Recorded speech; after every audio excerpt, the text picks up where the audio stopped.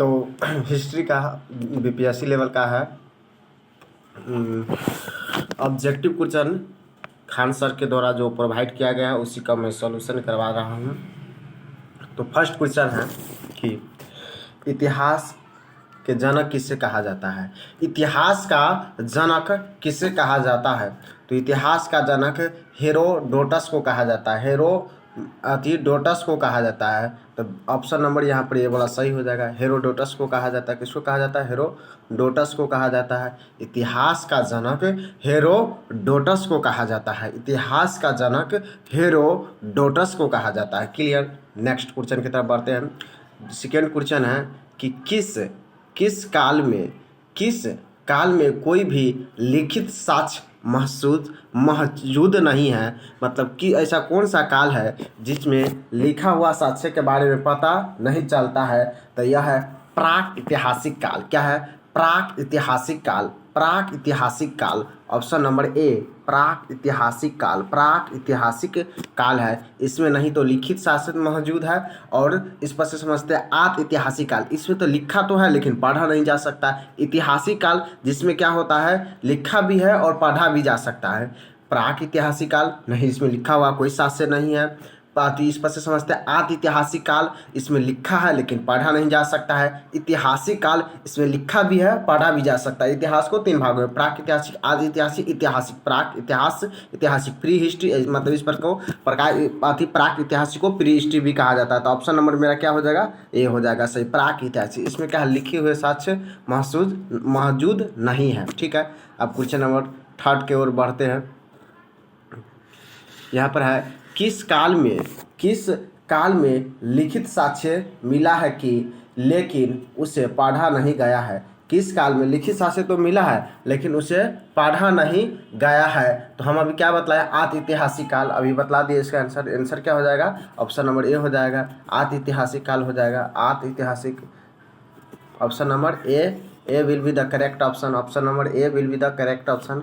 आत ऐतिहासिक काल हो जाएगा। क्वेश्चन नंबर 4 की तरफ बढ़ते हैं। क्वेश्चन नंबर 4 क्या है यहाँ पर सो गौर करना है। किस काल में, 2 मिनट टाइम भी दे देंगे, तो किस काल में लिखित साक्ष्य मिला है और उसे पढ़ा भी जा सकता है? किस काल में लिखित साक्ष्य मिला है और उसे पढ़ा, तो मतलब है कि ऐतिहासिक काल में इसमें लिखा भी है और इसे पढ़ा भी जा सकता है। तो सिंपल ये क्वेश्चन सब है। नेक्स्ट क्वेश्चन 5 की तरफ। 5 क्वेश्चन है कि पाषाण काल में किस प्रकार के हथियार का प्रयोग किए जाते थे? पाषाण काल में, तो हम यहाँ पर आपको बतला दें, पाषाण काल है मतलब पाषाण काल में किस प्रकार का हथियार यूज किए जाते हैं। तो पाषाण काल में किस प्रकार का हथियार का प्रयोग किए जाते थे? तो पत्थर का इसीलिए पाषाण नाम पड़ा है। ऐसे हम पूरा बतला देते हैं। पत्थर का प्रयोग किया जा सकता है। पत्थर से पाषाण काल को मतलब पत्थर, मतलब पूरा पाषाण काल को कितना भाग में बांटा गया है? तो पूरा पाषाण काल, मध्य पाषाण काल, नौ या उत्तर पाषाण काल और वो ताम पाषाण काल। तो यानी 4 भागों में बांटा गया है। पूरा पाषाण काल, मध्य पाषाण काल, नौ पाषाण काल या उत्तर पाषाण काल, लास्ट हो जाएगा ताम पाषाण काल। इसमें तांबा का खोज हुआ था। समझ में आ गया? तो मतलब कि पाषाण काल में किसका प्रयोग किया जाता था? पत्थर के। इस पर से हम पढ़ेंगे सिंधु घाटी सभ्यता में जिसमें कांस्य का खोज किया गया था, और आगे पढ़ेंगे वैदिक में जिसमें लोहा का खोज हुआ था। तो आपको याद रखना है पाषाण काल में किस प्रकार के हथियार का प्रयोग किया जाता है? पत्थर का प्रयोग किया जाता था। किसका प्रयोग किया जाता था? पत्थर का प्रयोग किया जाता था। क्लियर? किसका प्रयोग किया जाता था? पत्थर का प्रयोग किया जाता था। नेक्स्ट क्वेश्चन की तरफ बढ़ते हैं। क्वेश्चन नंबर 6 है कि आग की खोज किस काल में हुआ है? आग की खोज किस काल में हुआ है? तो आग का खोज पूरा पाषाण काल में हुआ है। कहाँ हुआ आग का खोज? पूरा पाषाण काल में। अगर बतला दे कि इस समय क्या का खोज हुआ है, तो पूरा पाषाण काल में आग का खोज हुआ है। और यहाँ पर मतलब कि घूम घूम के खाता था, मतलब कि अस्थाई जीवन नहीं था, घूम घूम के खाता था। ये सब हो गया। और आखेटक जीवन, मतलब आखेटक जीवन था। अब ये तो पूरा पाषाण काल के क्लियर हो गया। आप समझते हैं मध्य पाषाण काल में छोटा छोटा हथियार था। अंत्योष्टिकरण मतलब कि मर उड़ जाता था तो उसको जलाता उलाता था, चाहे गाड़ उड़ देता था। इस पर से समझते हैं नौ पाषाण या उत्तर पाषाण काल। तो ये बहुत इंपॉर्टेंट है। नौपाषाण या उत्तर पाषाण, अगर अभी बोल देते क्लियर हो जाएगा, सब बन जाएगा। नौपाषाण या इसे उत्तर पाषाण बोला जाता है। तो इसमें क्या जौ और गेहूं का खेती हुआ था। कहाँ हुआ था? पाकिस्तान के पास सुलेमान और किरथर पहाड़ी के बीच में हुआ था। सुलेमान और किरथर पहाड़ी के बीच में अथी क्या बोलते हैं, रायगढ़ सुलेमान पहाड़ी और किरथर, रायगढ़ के बीच में हुआ था। सुलेमान और किरथर पहाड़ी के बीच पाकिस्तान में है, यहाँ पर हुआ था। और बात कर दिए तो इसमें अस्थाई जीवन है, कुत्ता भी पालते हैं। अब अस्थाई है तो कुत्ता मन का भी खोज हुआ था।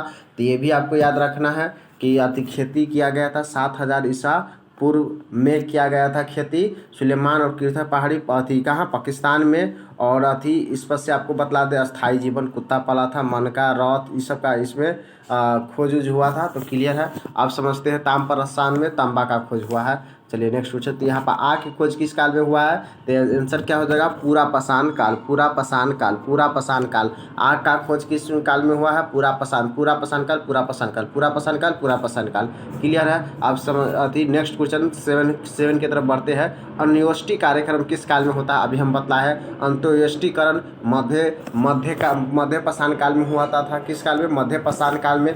तो बोल दिए हैं उतना कमांड रहेगा तो बन जाएगा मध्य पाषाण काल में। कब कौन मध्य पाषाण? अंत्योष्टि कार्यक्रम किस काल में शुरू हुआ था? अंत्योष्टि कार्यक्रम किस काल में हुआ था? मध्य पाषाण काल, मध्य पाषाण काल, मध्य पाषाण काल। क्लियर है। अंत्योष्टि कार्यक्रम किस काल में हुआ था? तो मध्य पाषाण काल, मध्य पाषाण काल, मध्य पाषाण काल, मध्य पाषाण काल। नेक्स्ट क्वेश्चन की तरफ बढ़ते हैं। क्वेश्चन नंबर 8 है कि किस काल में मनुष्य अस्थाई आवास बनकर रहने लगे? तो हम बतला दिए थे कि अस्थाई आवास किस काल में बन के रहने लगे? तो नौपाषाण काल या इसी को उत्तर पाषाण काल बोला जाता है। नौपाषाण काल या इसी को उत्तर पाषाण काल बोला जाता है। तो option number A will be the correct option हो जाएगा। और यहाँ पर क्या हुआ? अस्थाई जीवन कुत्ता पाला, मनका पाला, मतलब समझा, कृषि किया इसी में। तो ये सब आपको सिंपल याद रखना है। जौ और आगाइए गए, जौ और गेहूं का खेती किया था सुलेमान किरथर पहाड़ी के बीच। तो क्वेश्चन नंबर 9 की तरफ बढ़ते हैं। क्वेश्चन नंबर 9 है कि पहली खेती 7000 BC में सुलेमान और किरथर पहाड़ी के बीच हुई थी। किसका खेती हुई थी? तो हम यहाँ पर दोस्तों बतला दिए कि अगर पूछेगा सबसे पहले किसका, तो जौ का। लेकिन यहाँ पर जौ और गेहूं दोनों का हुआ था। क्वेश्चन नंबर 9 है जौ और गेहूं दोनों का हुआ था, ठीक है। लेकिन अगर पूछ दे कि सबसे पहले किसका हुआ था ये दोनों में से, तो क्या हो जाएगा? जौ हो जाएगा। लेकिन सुलेमान और किरथर पहाड़ी के बीच खेती हुई थी। किसका हुई थी? तो जौ और गेहूं दोनों। तो ऑप्शन नंबर डी सही हो जाएगा। Option number D will be the correct option. Question number 10 है तांबे की खोज किस काल में हुआ? बतलाया कि ताम्रपाषाण काल में तांबा का खोज हुआ है, ताम्रपाषाण काल में तांबा का खोज हुआ है। क्वेश्चन नंबर 11 सिंधु सभ्यता से संबंधित है। सिंधु इसमें क्या लिखा हुआ है लेकिन पढ़ा नहीं जा सकता है, तो आप क्या बोलिएगा? आतिहासिक काल। आतिहासिक काल इसमें भाई लिखा है लेकिन पढ़ा नहीं जा सकता है, लिखा है लेकिन पढ़ा नहीं जा सकता है। तो आदि ऐतिहासिक काल हो जाएगा। क्या हो जाएगा? आदि ऐतिहासिक काल हो जाएगा। सिंपल ही लॉजिक है ना। तो क्वेश्चन नंबर 12 की तरफ पढ़ते हैं। हड़प्पा संस्कृति की जानकारी का प्रमुख स्रोत है। तो देखिए इसका प्रमुख स्रोत है पुरातात्विक खोदाई, शिलालेख। अब देखिए धंस उस गया है तो उसको खोदेंगे तब ना कोई भी शिलालेख है उसको देखेंगे तभी हमको पता चलेगा कि हाँ भाई इसका इसके बारे में जानकारी कैसे मिला है। तो पट्टी की मोहरों नहीं, पुरातात्विक खोदाई। जब हम खोदाई करेंगे तभी हमको पता चलेगा। तो ऑप्शन नंबर 12 का सी हो जाएगा। ऑप्शन नंबर 12 का सी हो जाएगा, पुरातात्विक खोदाई। जाले हम खोदाई नहीं करेंगे ताले हमको क्या पता चल सकता है? इसमें लिखा है लेकिन खुद के पता लगाया जा सकता है। क्या हड़प्पा संस्कृति की जानकारी का प्रमुख स्रोत है पुरातात्विक खोदाई। Option number C will be the correct option. Option number C will be the correct option. पुरातात्विक खोदाई से हड़प्पा सभ्यता की संस्कृति की जानकारी की प्राप्त मिलता है। हड़प्पा संस्कृति की जानकारी, गौर करना है क्वेश्चन पर। हड़प्पा संस्कृति की जानकारी, हड़प्पा संस्कृति की जानकारी, हड़प्पा संस्कृति की जानकारी किससे मिलता है? तो पुरातात्विक खोदाई से मिलता है। हड़प्पा संस्कृति की जानकारी किससे मिलता है? तो पुरातात्विक खोदाई से मिलता है। हड़प्पा संस्कृति की जानकारी किससे मिलता है? तो हड़प्पा संस्कृति का जानकारी, गौर करना है, पुरातात्विक खोदाई से मिलता है। हड़प्पा सभ्यता का हड़प्पा सभ्यता का यहाँ पर दिया है कि अधिकाल कितना है। हड़प्पा सभ्यता का सर्वाधिक मान्यता काल कितना है, तो हड़प्पा सभ्यता का सर्वाधिक मान्यता काल है। अब गौर करिएगा, इसे बतला देते हैं। तो ये हड़प्पा सभ्यता का 2500 से 1750, 2500 से 1750। चलिए पूरा डिटेल बतलाइए देते हैं। हड़प्पा सभ्यता का सर्वाधिक मान्यता काल 2500 से 1750 है। और इस पर से आ जाता है वैदिक सभ्यता 1500 से 600 तक होता है। वैदिक सभ्यता को दो भागों में बांटा गया। कितना भागों में? दो भागों में। तो समझते हैं 1500 से ऋग्वैदिक 1000 तक, 1500 से 1000 ऋग्वैदिक। इस पर से समझते हैं कि 1000 से 600 उदाती उत्तर वैदिक हो जाएगा।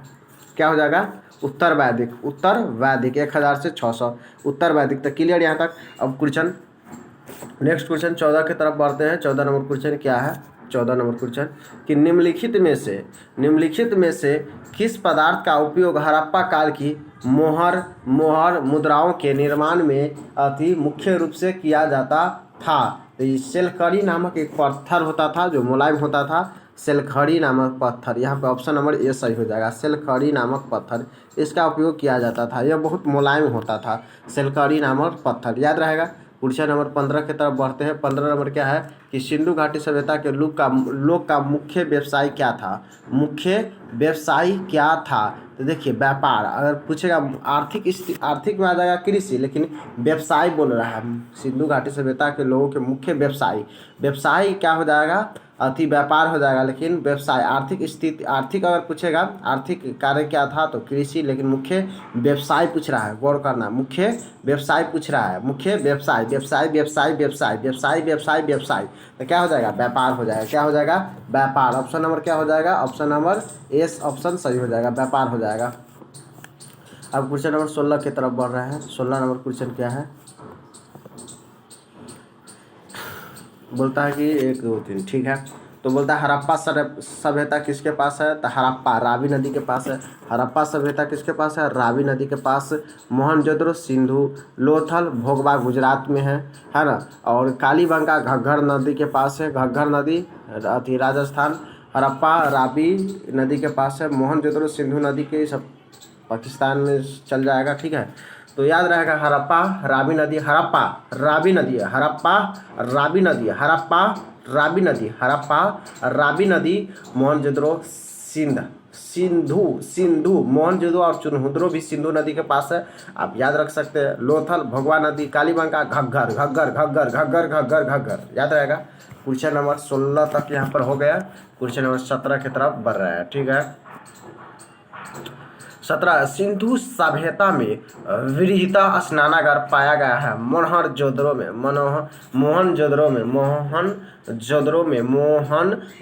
आप बताइए स्नानागार मतलब स्नान करने वाला। मोहन से क्या हो जाएगा? मोहन नाम के कोई व्यक्ति हो जाएगा, है ना। तो मोहन नाम के कोई भी व्यक्ति भाई स्नानागार में, मोहने आदमी के व्यक्ति क्या करेगा? स्नान करेगा। तो याद रखना है कि स्नानागार किसमें पाया गया है? मोहनजोदड़ो में। ऑप्शन नंबर क्या इसका सही हो जाएगा? ये मोहनजोदड़ो में पाया गया है। कहाँ पाया गया है? मोहनजोदड़ो में। कहाँ पाया गया है? मोहनजोदड़ो में। क्वेश्चन नंबर 18 है कि किस स्थल से नृत्य मृदा वाली कांस्य की मूर्ति मिली है? तो यहाँ पर याद रखना है मोहनजोदड़ो नृत्य मुर्दा कांस्य की मूर्ति किसका है? कांस्य का मूर्ति। गौर इस पर करना है। मतलब नृत्य मुर्दा वाली मुद्रा मिला है, लेकिन उस पर कैसा ऐसे डांस का कैसे करके, है ना। तो किसका मिला? मतलब कि डांस करते हुए, मतलब कि नाचते हुए कह सकते हैं। कांस्य की मूर्ति प्राप्त हुआ है, मुद्रा वाली कांस्य की मूर्ति प्राप्त हुआ है कांस्य के। तो इस पर याद रखना है मोहनजोदड़ो, ठीक है। मोहनजोदड़ो, ठीक है। मोहनजोदड़ो ऑप्शन नंबर ए सही हो जाएगा। 19 है कि सिंधु घाटी सभ्यता का प्रमुख बंदरगाह कहाँ पर है? सिंधु घाटी सभ्यता का प्रमुख बंदरगाह कहाँ पर है? तो लोथल गुजरात में है। गुजर रहे थे, लोथो के स्पीड से गिर गया। तो याद रखना यहाँ पर कि सिंधु घाटी सभ्यता का प्रमुख बंदरगाह कहाँ है? लोथल। लोथल, लोथल कहाँ है? तो लोथल गुजरात में। लोथल कहाँ है? गुजरात में, है ना। भोगवा नदी के पास है, भोगवा नदी के पास है लोथल, गुजरात में, है ना। तो सिंधु घाटी सभ्यता का प्रमुख बंदरगाह क्या हो जाएगा? लोथल, लोथल, लोथल। सिंधु घाटी सभ्यता का प्रमुख बंदरगाह क्या हो जाएगा? लोथल, लोथल, लोथल, लोथल, लोथल, लोथल, है ना। क्वेश्चन नंबर 20 की तरफ बढ़ रहे हैं। हड़प्पा सभ्यता की खोज कब हुआ था? तो हड़प्पा सभ्यता का खोज कब हुआ था? 1921 ईस्वी में दयाराम साहनी ने किया था, दयाराम साहनी ने किया था, है ना। 1921 ईस्वी में हड़प्पा सभ्यता का खोज हुआ था, हड़प्पा सभ्यता का खोज हुआ था, है ना। हड़प्पा सभ्यता का खोज किसने किया था? दयाराम साहनी ने किया था। कब किया था? 1921 ईस्वी में किया था, जॉन मार्शल के नेतृत्व में। क्वेश्चन नंबर 21 है, हड़प्पा सभ्यता के संपूर्ण क्षेत्र का आकार किस त्रिभुजाकार है? वैसे भारत का आकार पूछेगा तो चतुर्भुजाकार भारत का आकार, है ना, चतुर्भुजाकार रहेगा। लेकिन पूछेगा सिंधु घाटी का तो त्रिभुजाकार है, सिंधु घाटी का आकार त्रिभुजाकार है। कैसा है? त्रिभुजाकार। तो यहाँ पर आयतन क्या हो जाएगा? ऑप्शन नंबर सी, त्रिभुजाकार। क्या हो जाएगा? त्रिभुजाकार। क्वेश्चन नंबर 22 की तरफ बढ़ रहा है। मोहनजोदड़ो कहाँ स्थित है? मोहनजोदड़ो कहाँ स्थित है? तो सिंध में। मोहनजोदड़ो कहाँ स्थित है? तो सिंध में स्थित है। मोहनजोदड़ो कहाँ स्थित है? सिंध में। मोहनजोदड़ो स्थित है सिंध। तो मोहन कैसा? साधु की तरह, सिंध एकदम साध, समझ गए। तो रिलेट कर देना है कि स्नानागार मिला था, नृत्य करते हुआ कांस्य की मूर्ति मिला था यहाँ पर, और मोहनजोदड़ो कहाँ स्थित है? सिंध में। तो क्वेश्चन नंबर 23 है हमारा कि सिंधु सभ्यता की मुर्दा में किस देवता का समतुल्य चित्रांकन मिलता है? आदि शिव। देखिए बहुत फेमस क्वेश्चन है कि आस क्या है? आदि शिव, मतलब आधा शिव और आधा पार्वती, आधा शिव और आधा पार्वती। सिंधु सभ्यता की मुद्रा में किस देवता का समतुल्य चित्रांकन मिला है? तो आधा शिव और आधा पार्वती, आधा शिव और आधा पार्वती, आधा शिव और आधा पार्वती, आधा शिव और आधा पार्वती। ठीक है। क्वेश्चन नंबर 24, ठीक है ना। निम्नलिखित में से कौन सा हड़प्पा कालीन स्थल गुजरात में है? तभी हम बताए थे लोथल, है ना। हाँ, लोथल जो भोगवा नदी के पास है, लोथल जो भोगवा नदी के पास है, लोथल जो भोगवा नदी के पास है, लोथल जो भोगवा नदी के पास है, लोथल जो भोगवा नदी के पास है। तो ऑप्शन नंबर क्या? डी सही हो जाएगा, लोथल जो भोगवा नदी। निम्नलिखित में से कौन सा हड़प्पा बंदरगाह है? क्वेश्चन नंबर 25 है कि भारत में खोजा गया सबसे पहला पुराना शहर कौन सा है? तो सबसे पहला पुराना शहर कौन सा है? हड़प्पा। इसीलिए इसका नाम क्या पड़ा? हड़प्पा। इसीलिए इसका नाम पड़ा हड़प्पा सभ्यता। सिंधु घाटी सभ्यता सिंधु नदी के पास है। कांसे का मतलब भी कहा गया है, कांसे का खोज हुआ है, कपास का हुआ है, सिंधन सभ्यता भी कहा गया है। तो ये सब गौर रखना है। तो यहाँ पर ऑप्शन नंबर मेरा क्या हो जाएगा? हड़प्पा। मतलब किस सभ्यता का सबसे पहले खोज हुआ है? हड़प्पा सभ्यता का, इसीलिए हड़प्पा पड़ा है। बतला दे, इस कपास का खेती यहाँ पर हुआ, इसलिए इसे सिंधन सभ्यता का आता है। कांस का तो कांस्य युग सभ्यता इसी को कहा जाता है। सिंधु नदी के पास है तो सिंधु सभ्यता हो जाएगा। तो ये सब आम बात है, गौर करना है इस पर। क्वेश्चन नंबर 26 की तरफ 26 का क्वेश्चन है मेरा। निम्नलिखित विद्वानों में से हड़प्पा सभ्यता का सर्वप्रथम खोजकर्ता कौन है? खोजकर्ता कौन था? तो देखिए खोजकर्ता पूछ दिया यहाँ पर, तो दयाराम साहनी, है ना। खोजकर्ता पूछा है। निम्नलिखित विद्वानों में से हड़प्पा सभ्यता का सर्वप्रथम खोजकर्ता पूछा है, तो दयाराम साहनी, है ना। हड़प्पा सभ्यता का खोज 1921 ईस्वी में किया था। कब किया था? 1921 ईस्वी में किया था। क्लियर है? 1921 ईस्वी में किया था। अब क्वेश्चन नंबर है मेरा 27।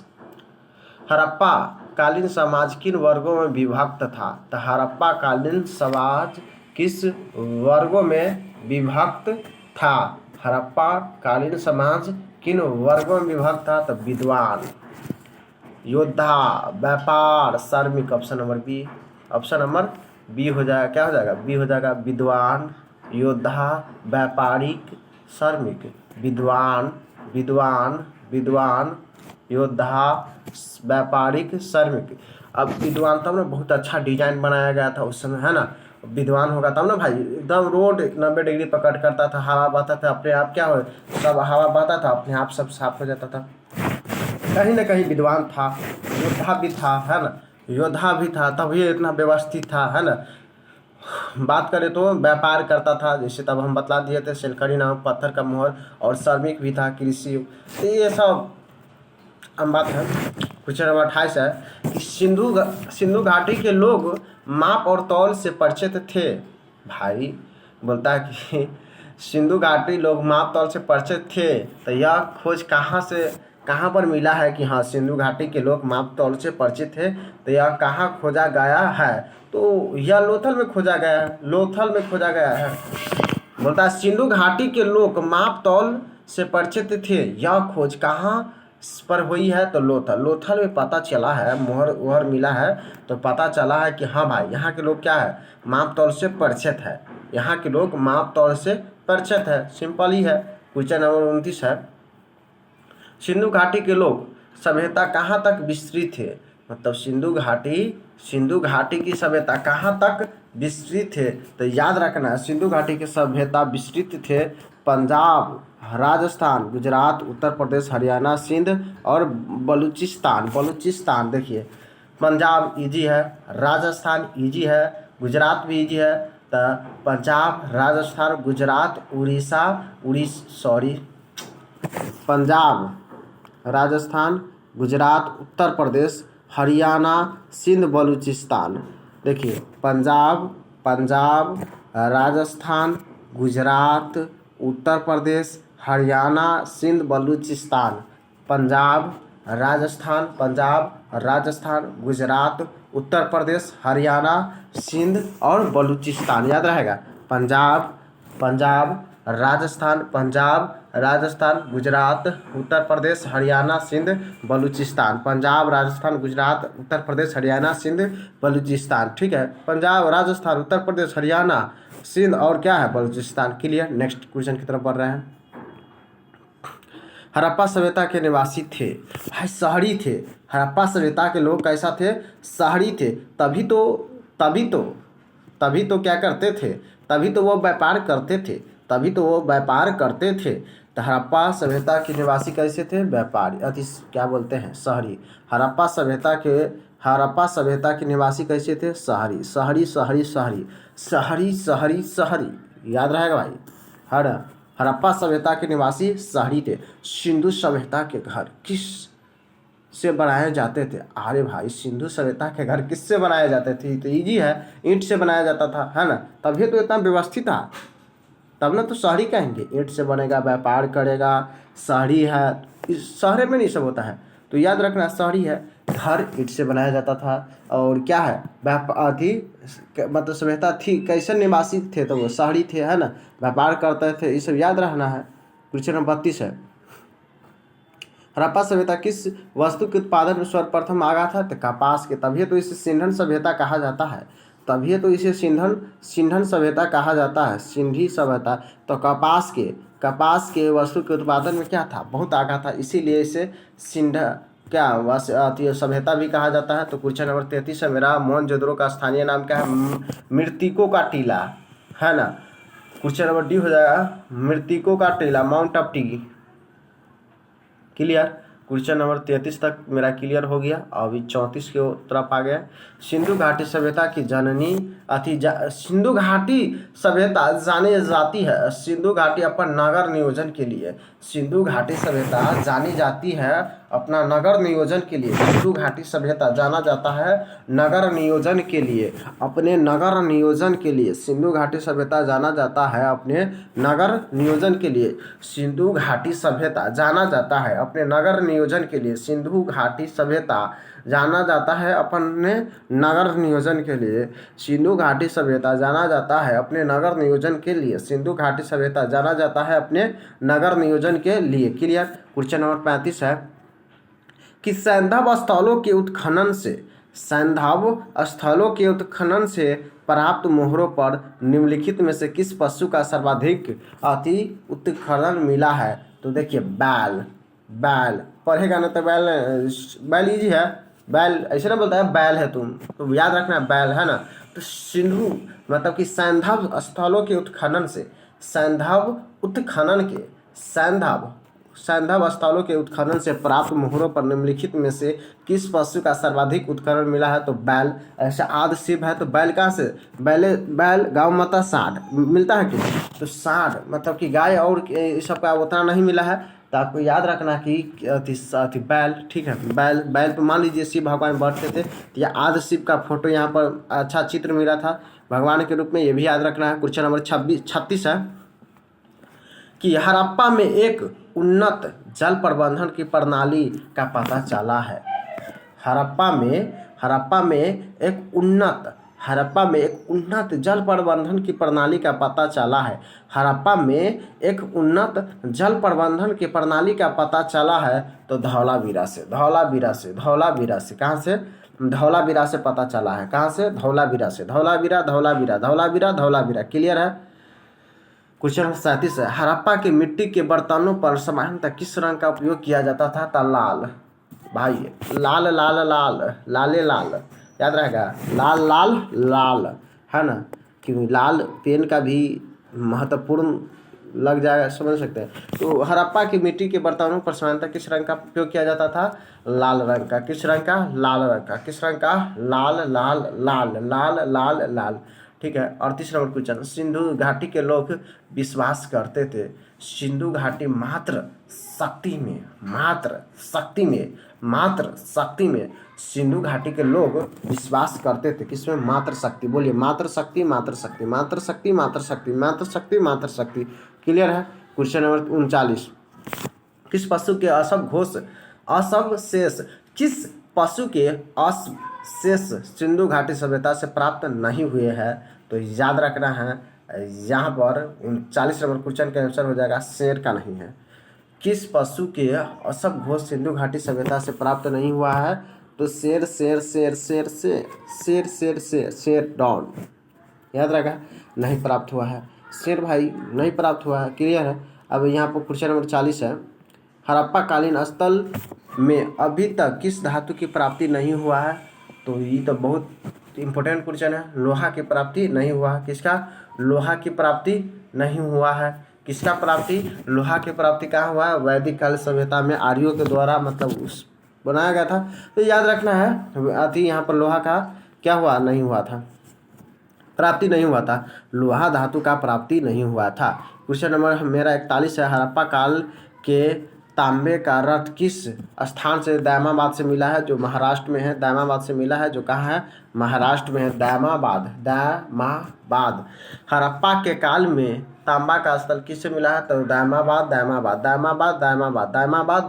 याद रहेगा कहाँ है? महाराष्ट्र में है। क्वेश्चन नंबर बढ़ते हैं 42, निम्नलिखित में से कौन सा सिंधु सभ्यता के लोगों का सही चित्रण है? निम्नलिखित में से कौन सा सिंधु का सही चित्रण है? तो याद रखना वे देवी देवताओं के दोनों की पूजा करते थे। निम्नलिखित में से कौन सा सिंधु सभ्यता के लोगों का सही चित्रण है? तो याद रखना है वे देवी देवता दोनों का पूजा करता था।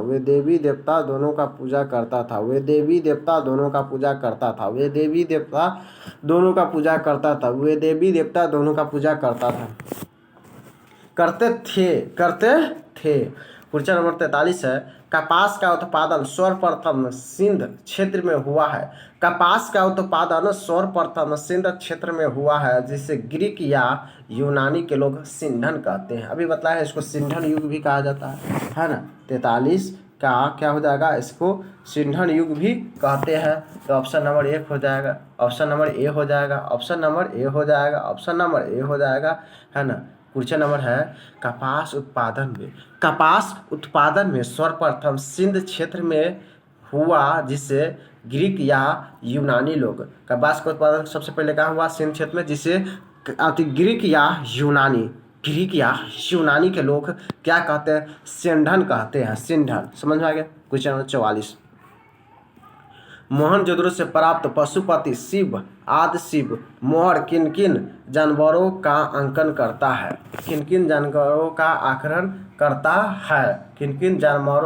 तो याद रखना है भाई, यहाँ पर सभी को किया था, गौर करना है। तो व्याघ्र और हाथी, मतलब बाघ और हाथी, बाघ हाथी, याद रहेगा। व्याघ्र, हाथी, गैंडा भैंसा, हिरन। तो ऑप्शन नंबर डी हो जाएगा मेरा सही। क्या हो जाएगा? Option number D will be the correct option. यानी कि मोहनजोदड़ो से प्राप्त पशुपति शिव आदि मोहर में किन किन जानवरों का आकलन मिला है? जो मोहर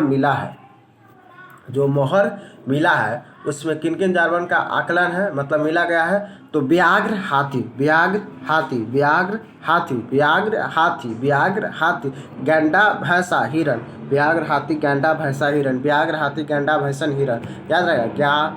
व्याघ्र हाथी गैंडा भैंसा हिरण, व्याघ्र हाथी गैंडा भैंसा हिरण, व्याघ्र हाथी गैंडा भैंसा हिरण, व्याघ्र हाथी गैंडा भैंसा हिरण, व्याघ्र हाथी गैंडा भैंसा हिरण। क्वेश्चन नंबर 45 है, निम्नलिखित में से कौन सी फसल हड़प्पा कालीन लोगों द्वारा उत्पादित नहीं किया गया है? निम्नलिखित में से ऐसा कौन सा फसल है? तो याद रखना है इसका दाल। 45 का ऑप्शन नंबर दाल, यानी कि बी सही हो जाएगा, यानी कि दाल का क्या हो जाएगा? नहीं उगाया गया है, यानी कि जौ गेहूँ तो बतला दी है। सुलेमान रायगढ़ होगा शायद, चावल है ना, देख लेंगे जहाँ पर हो। तो ये तीनों हुआ था, ठीक है।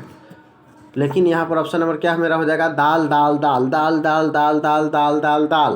क्लियर है? क्वेश्चन नंबर 46, हड़प्पा कालीन लोगों के नगरों में घरों के विन्यास के लिए कौन सी पद्धति अपनाई जाती थी? ग्रिड पद्धति। हड़प्पा कालीन लोगों के नगरों में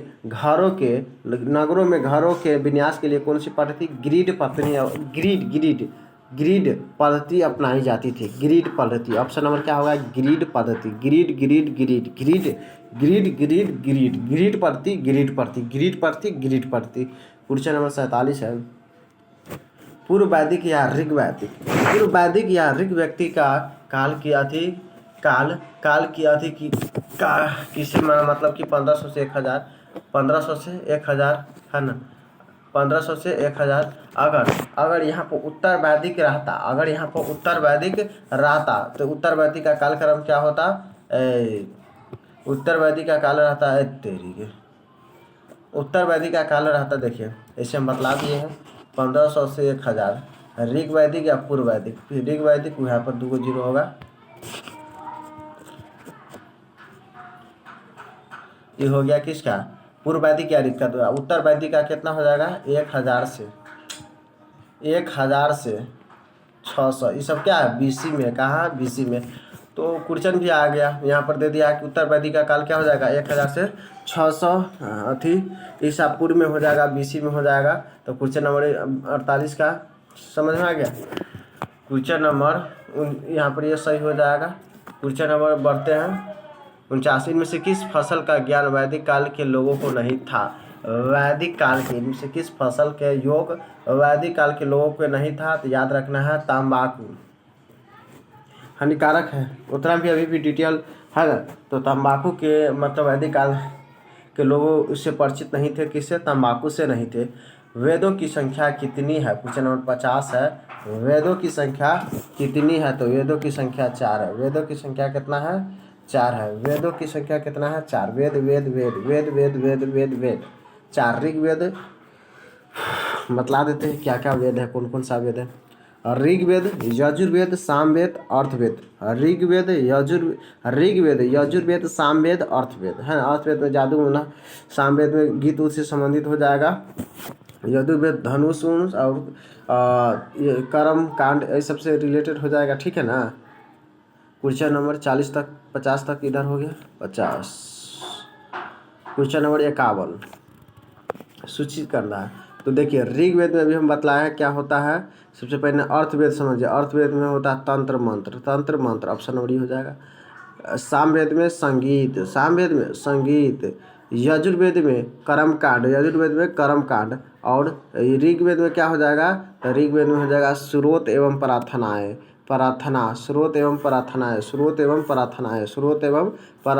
अथर्व सामवेद में संगीत। तो क्लियर हो गया होगा। क्वेश्चन नंबर 50 के 52 की ओर है। 52 है कि भारत के राज्य चिन्ह में प्रयुक्त होने वाले शब्द सत्य में जयते। भारत के राज्य चिन्ह में प्रयुक्त होने वाले शब्द सत्य में जयते किस उपनिषद से लिया गया है? तो याद रखना है मुंडको उपनिषद, मुंडक उपनिषद।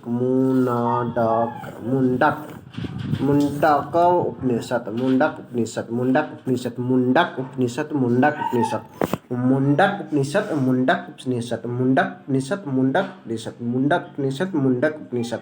क्वेश्चन नंबर 53 है कि ऋग्वैदिक ऋग्वैदिक आर्यों का मुख्य व्यवसाय था।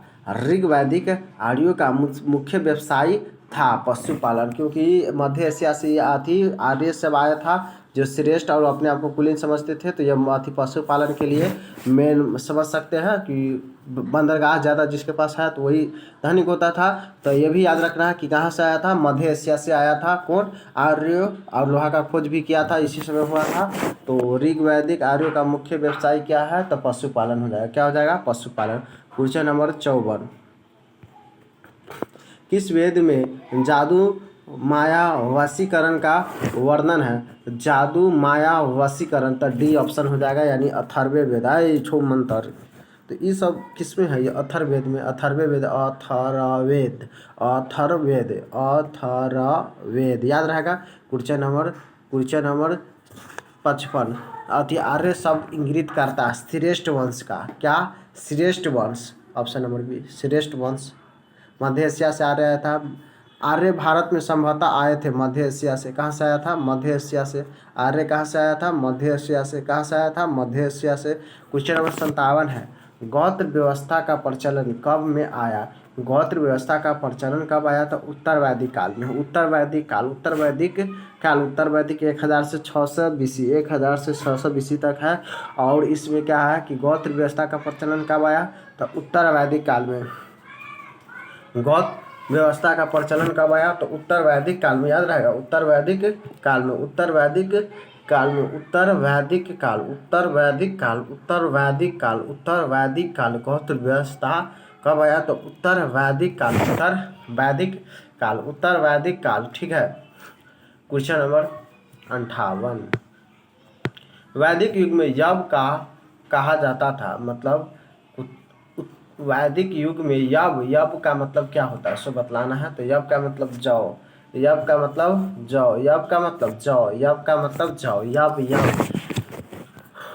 वैदिक युग में यव का कहा जाता था, वैदिक युग में यव कहा जाता था, वैदिक युग में यव कहा जाता था, वैदिक युग में यव कहा जाता था, तो जौ को कहा जाता था। किसको कहा जाता था, जौ को।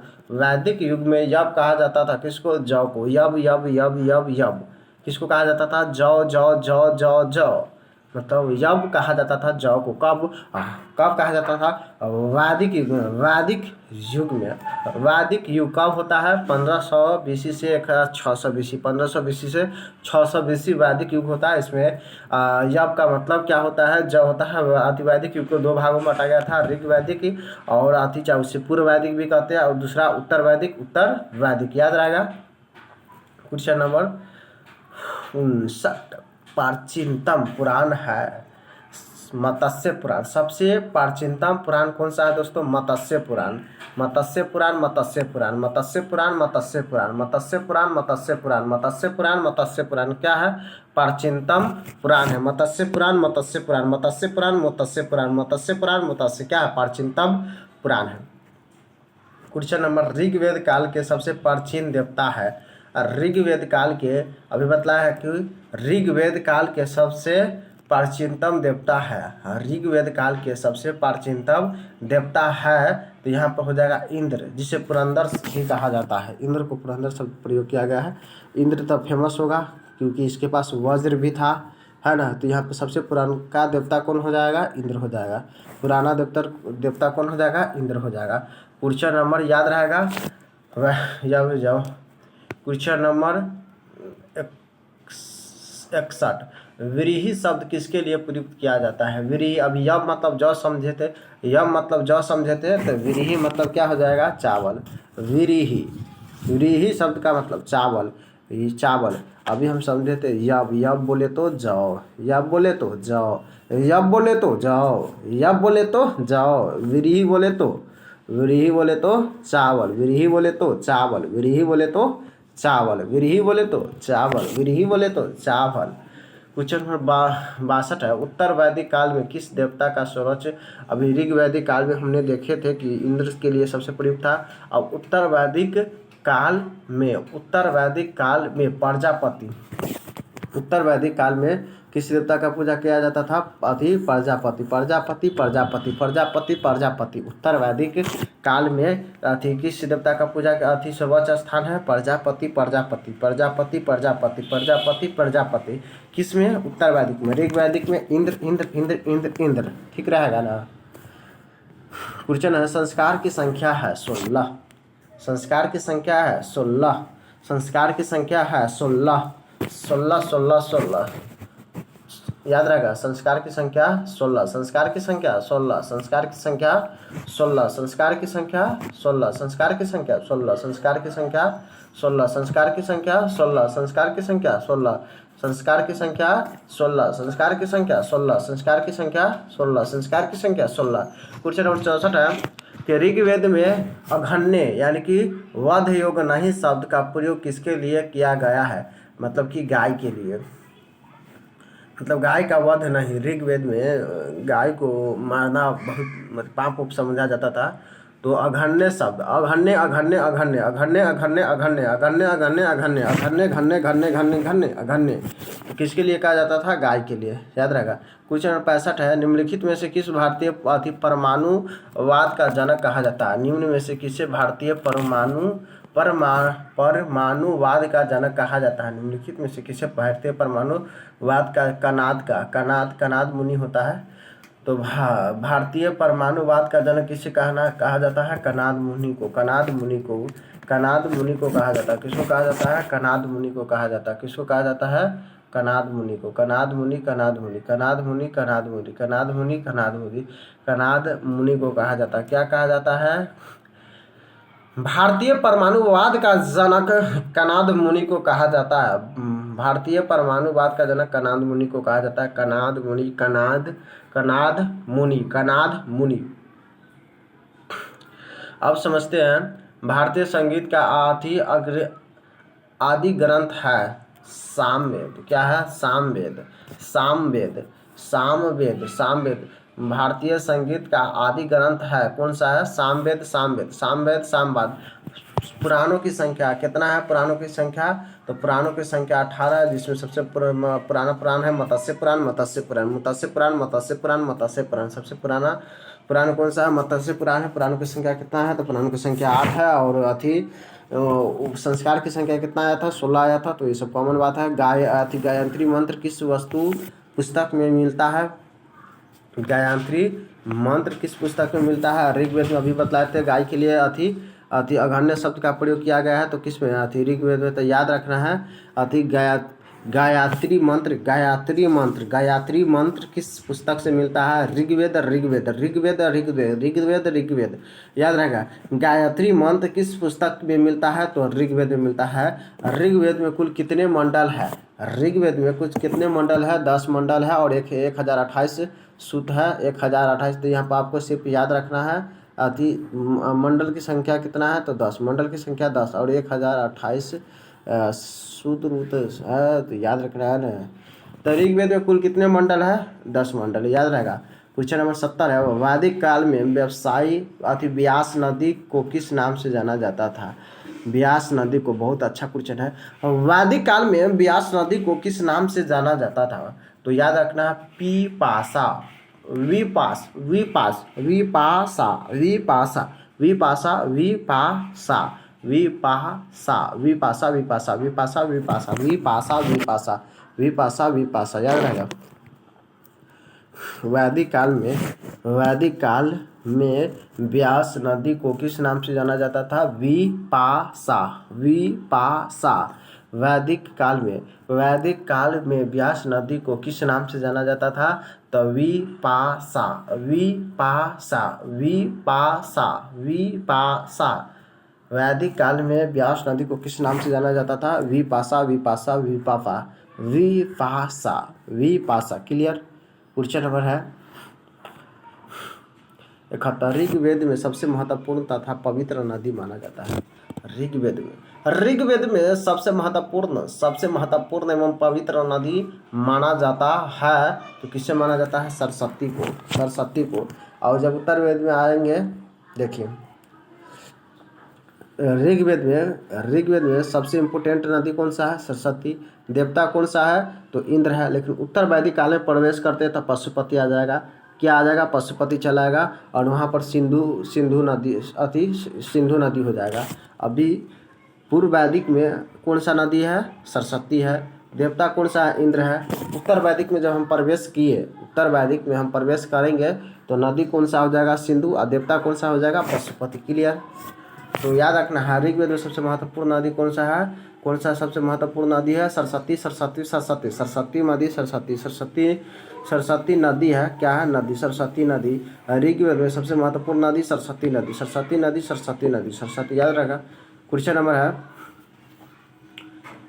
72। भारत के किस स्थान की खुदाई से लोहा धातु के प्रचलन के अति अंतरखेड़ा? उत्तर प्रदेश में शायद ये है, हमको लग रहा है। तो ऑप्शन नंबर इसका बी एकदम करेक्ट सही है। अब राज का चर्चा कर रहे थे तो क्या है? अंतरिक्ष खेरा से, अंतिरंजी खेरा स्थान से लोहा धातु को प्राप्ति हुआ है वैदिक काल में। अंतिरंजी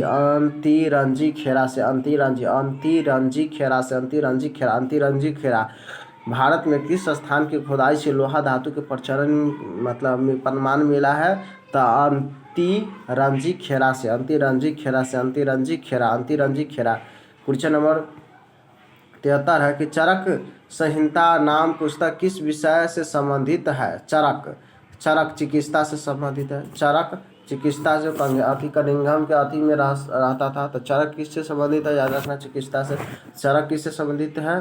73 है भाई, आई एम सॉरी। यहाँ पर ऑप्शन दिया है कि चरक संहिता नामक पुस्तक है, किससे संबंधित है? तो यहाँ अर्थशास्त्र दिया हुआ है, तो इसमें हमको डाउट लग रहा है, लेकिन मेरे हिसाब से चिकित्सा होना चाहिए। ठीक है, इसका हम कमेंट बॉक्स में देखेंगे डाल के। तो चरक संहिता नामक पुस्तक है, किससे संबंधित है? तो चरक संहिता नामक पुस्तक किससे संबंधित है? ऑप्शन खान सर दिए हुए हैं, तो भाई कैसे हम कह सकते हैं? ऐसे हम देखेंगे सर्च मार के थोड़ा देर के बाद। वीडियो में अभी प्रॉब्लम आ जाएगा, तो इसका ऑप्शन दे रहा है अर्थशास्त्र, मेरे हिसाब से चिकित्सा होना चाहिए। तो चलिए क्वेश्चन नंबर 74 की तरफ बढ़ते हैं कि ऋग्वेद में कुल सूक्त की संख्या कितना है? तो सूक्त की संख्या अति कितना है? 1028 है। और अति मंडल 10 मंडल था। तो क्लियर, ये याद रहेगा ऋग्वेद में। क्वेश्चन नंबर 75, गायत्री मंत्र की रचना किसने किया था?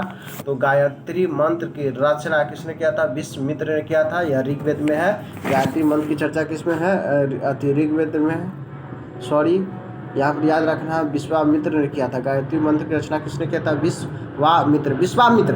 गायत्री मंत्र की रचना किसने किया था? विश्वामित्र ने किया था। आर्यों का प्रिय पशु कौन सा था? आर्यों का प्रिय पशु कौन सा था? तो घोड़ा, क्योंकि सवारी करने में मजा ना आता है भाई, है ना। तो ये सब तो आर्यों का सबसे महत्वपूर्ण पशु कौन था? घोड़ा याद रहेगा। क्वेश्चन नंबर 77, ऋग्वेद में सबसे अधिक बार किस नदी का उल्लेख मिला गया है? तो याद रखना है सिंधु नदी का। ऋग्वेद में सबसे अधिक किस नदी के बारे में उल्लेख मिला है? सिंधु याद रहेगा। ऋग्वेद में सबसे अधिक बार किस नदी का प्रयोग किया गया है? सिंधु। लेकिन ऋग्वेद का सबसे महत्वपूर्ण नदी कौन सा है? सरस्वती, याद रहेगा। आर्यों की भाषा कौन सी थी? आर्यों की भाषा कैसी थी? तो संस्कृत। आर्यों की भाषा कैसी थी? संस्कृत। आर्यों की भाषा कैसी थी? संस्कृत। आर्यों की भाषा कैसी थी? संस्कृत। आर्यों की सभ्यता कैसी थी? आर्यों की सभ्यता कैसी थी? आर्यों की सभ्यता कैसी थी? ग्रामीण थी। आर्यों की सभ्यता कैसी थी? ग्रामीण थी। आर्यों की सभ्यता कैसी थी? ग्रामीण थी। आर्यों की सभ्यता कैसी थी? ग्रामीण थी। आर्यों की सभ्यता कैसी थी? ग्रामीण। आर्यों की सभ्यता कैसी थी? ग्रामीण। उपनिषद की संख्या कितनी है? क्या दिया है यहाँ पर? 108 होना चाहिए। ठीक है, उपनिषद की संख्या कितनी है? 108। उपनिषद की संख्या कितनी है? 108। उपनिषद की संख्या कितनी है? 108। उपनिषद की संख्या अति मंडको उपनिषद से सत्यमय जयते शब्द लिया गया है। उपनिषद की संख्या 108 है। अति मुंडका उपनिषद से सत्यमय जयते लिया गया है, जो राष्ट्रीय चिन्ह में प्रयुक्त किया जाता है। तो याद रखना है। क्वेश्चन नंबर 81, प्राचीनतम व्याकरण अष्टाध्यायी के रचनाकार कौन है? तो पाणिनि, मतलब कि पढ़ी नहीं। अष्टाध्यायी मतलब 8वां चैप्टर पाणिनि, पढ़ी नहीं। तो याद रखना है कि एक ट्रिक बताया है, अष्टाध्यायी के रचनाकार Panini. Panini Panini Panini option number D. Question number है 82 कि सांची का स्तूप का निर्माण किसने किया था? सांची के स्तूप का निर्माण किसने किया था? सांची के स्तूप का निर्माण किसने किया था? तो अशोक ने किया था, मध्य प्रदेश। याद रहेगा। सांची का स्तूप का निर्माण किसने करवाया था? अशोक ने। क्वेश्चन नंबर 83 है अजंता और एलोरा की गुफा भारत के किस राष्ट्र में है? महाराष्ट्र में। अजंता और एलोरा की गुफा, अजंता और एलोरा का गुफा, एलोरा का गुफा याद रहेगा कहाँ है? महाराष्ट्र में है। ये कहाँ है? महाराष्ट्र में। कहाँ है? महाराष्ट्र में। अजंता और एलोरा का गुफा महाराष्ट्र, महाराष्ट्र, महाराष्ट्र याद रहेगा। महाराष्ट्र, महाराष्ट्र, महाराष्ट्र। किन्हें एशिया का प्रकाश भी कहा जाता है? तो गौतम बुद्ध को the light of the world. तो याद रहेगा एशिया का प्रकाश किसे कहा जाता है? एशिया का प्रकाश किसे कहा जाता है? गौतम बुद्ध का बचपन का नाम क्या इसका था? सिद्धार्थ था। इसका जन्म लुम्बिनी नामक गाँव में हुआ था। पिता का नाम शत्रुद्रोहन था, ठीक है ना। पिता का नाम शत्रुरोहन था, तो ये शत्रुद्रोहन तो याद रहेगा इतना तक। क्वेश्चन नंबर है इसका जन्म 583 में, ऑप्शन नंबर बी हो जाएगा। 583 ईस्वी में हुआ था, लुम्बिनी नामक गांव में हुआ था। बुद्ध का जन्म 583 ईस्वी में, 563 है, 563 ईस्वी में बुद्ध का जन्म 563 ईस्वी में लुम्बिनी नामक गांव में हुआ था। क्वेश्चन गौतम बुद्ध का माँ किस वंश से बिलोंग करती है? तो गौतम कोलिया वंश। डाउट है भाई, लेकिन ऑप्शन यही दिया सही होना चाहिए, ठीक है ना। गौतम लिच्छवी मेरे हिसाब से होना चाहिए, तो यहाँ पर दिया है वही तो सही होना चाहिए, कोलिया वंश से। गौतम बुद्ध की माँ किस वंश से बिलोंग करती है? तो कोलिया वंश।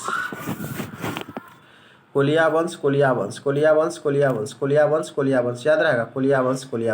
गौतम बुद्ध की माँ किस वंश से? कोलिया वंश से। कैसे बुद्ध के जीवन की किस घटना को महाभिनिष्क्रमण के रूप में कहा जाता है? तो देखिए उनका क्या हो जाएगा दोस्तों? उनका गृह त्याग हो जाएगा। गृह त्याग, घर जो छोड़ा महाभिनिष्क्रमण कहलाता है। घर छोड़ने की घटना महाभिनिष्क्रमण कहलाता है। महाभिनिष्क्रमण कहलाता है घर छोड़ने की घटना। क्वेश्चन नंबर है 88। सूची 1 और सूची 2 को सम्मिलित कीजिए, ठीक है ना। आइए भाई सम्मिलित कर देते हैं। सम्मिलित करने में कहा जाता है,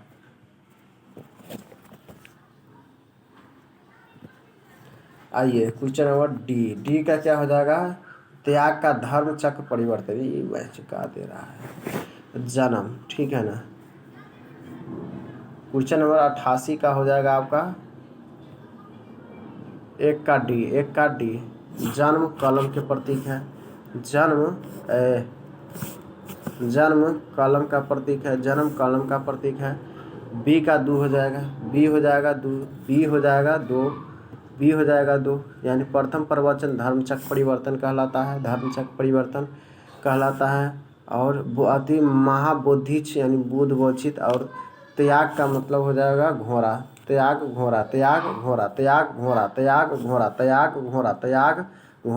घोड़ा याद रहेगा। ऑप्शन नंबर डी इसका सही हो जाएगा। क्वेश्चन नंबर 88 ना भी खत्म हुआ है, 100 तक कम से कम। बुद्ध के जीवन की 4 महत्वपूर्ण घटना और उनसे संबंधित 4 स्थानों को नीचे लिखे और उसे स्तंभ 1 और स्तंभ 2 में इसको मिलाना है कि ऑप्शन कौन सा सही है। तो इसका सही ऑप्शन हो जाएगा सी नंबर। क्या हो जाएगा? सी। ऑप्शन नंबर सी। 1 का 3 जन्म लुम्बिनी नामक गांव में हुआ था 563 ईस्वी में। क्लियर। क्वेश्चन ज्ञान प्राप्ति बोध गया में हुआ था। ज्ञान की प्राप्ति प्रथम प्रवचन सारनाथ में दिया था। निधन कुशीनगर में हो गया था। क्लियर है। क्वेश्चन नंबर 90 अलार कलाम कौन थे? तो अलार कलाम बुद्ध के गुरु थे। अलार कलाम कौन थे? तब बुद्ध के एक गुरु थे। बुद्ध के एक गुरु थे।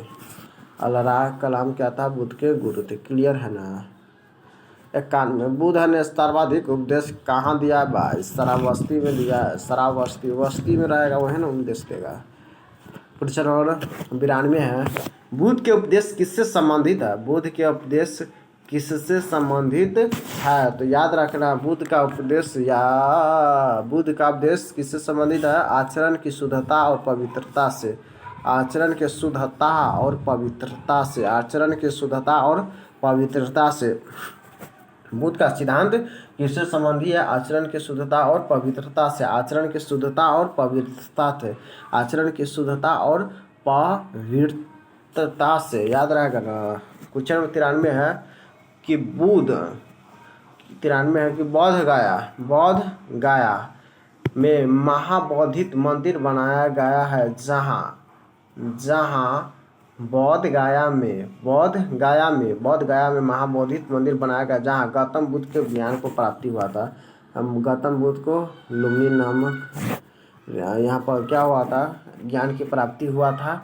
गौतम बुद्ध को ज्ञान की प्राप्ति क्या हुआ था? बौद्ध गया में। क्वेश्चन नंबर 54, विश्व का सबसे ऊंचा, अब फटाफट, विश्व का सबसे ऊंचा कहे जाने वाला विश्व शांति स्तूप बिहार में कहाँ है? विश्व का सबसे ऊंचा कहा जाने वाला विश्व शांति स्तूप बिहार में कहाँ पूछ रहा है? बिहार में कहाँ है? तो राजगिरी।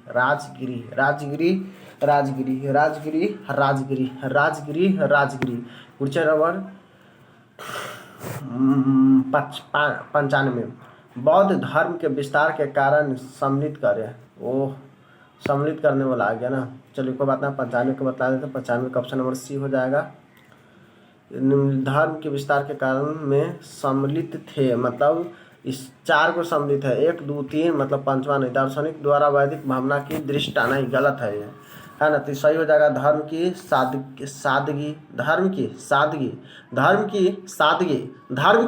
सादगी। दूसरा, दलितों के लिए विशेष अपील। दलित के लिए विशेष अपील। धर्म की मिशनरी भावना और स्थानीय भाषा का प्रयोग। तो ये सब सही हो जाएगा। 4 तक सही है। कहाँ तक? 4 तक। क्लियर है ना। क्वेश्चन नंबर 96, बौद्ध धर्म की महायान शाखा औपचारिक रूप से किसके शासन काल में प्रकट हुए थे? औपचारिक रूप से किसके शासन काल में प्रकट हुए थे? तो कनिष्क के समय चौथा बौद्ध संगति हुआ था, और इसी के समय अति क्या हुआ दोस्तों?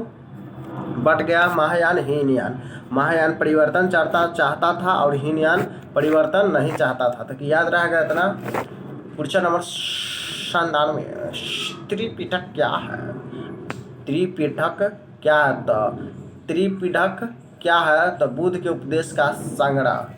त्रिपिटक क्या है? बुद्ध के उपदेश का संग्रह। 98, बौद्ध शिक्षा के केंद्र कहाँ है? तो विक्रमशिला। बौद्ध शिक्षा के केंद्र विक्रमशिला। 99, गौतम बुद्ध ने अपनी मृत्यु के उपरांत बौद्ध संघ के नेतृत्व के लिए निम्न में से किससे नामित किया है? तो याद रखना है दोस्तों, ऑप्शन नंबर इसका हो जाएगा, सभी हो जाएगा। महाकश्यप, उपाली, आनंद। गौतम बुद्ध ने अपनी मृत्यु के उपरांत बौद्ध संघ के नेतृत्व के लिए निम्न से किसे नामित किया था? आनंद का भी किया था, अब उपाली का भी किया था, महाकश्यप का भी किया था। कुछ सब सही है। क्वेश्चन नंबर 100, बुद्ध ने अपनी जीवन की अंतिम वर्षा ऋतु कहाँ बिताई थी? तो कुशीनगर में। कहाँ बिताई थी दोस्तों? कुशीनगर में। इसके बाद इसका मौत हो गया था। तो थैंक्स फॉर वॉचिंग। फिर मिलते हैं नेक्स्ट वीडियो में।